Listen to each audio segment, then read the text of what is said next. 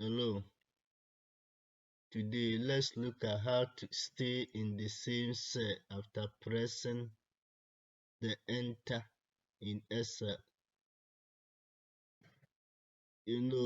Sometimes in Excel, when you are adding numbers, for example, if you want to add 2 and 6, and maybe 3 and 7,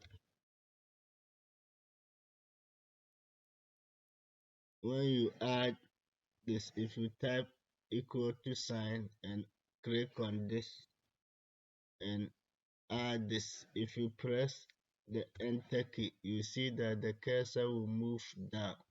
But if you want it to stay, so that when you press enter, it will still be in this cell. What you do is you click on file, then you look for options, and the option, then you select advanced. So under advanced, then you deselect this. After pressing enter, move selection down, so you deactivate it, then you click on OK. So when you come and you add 2 plus 6, if you press enter, you still be in the same cell. Thank you.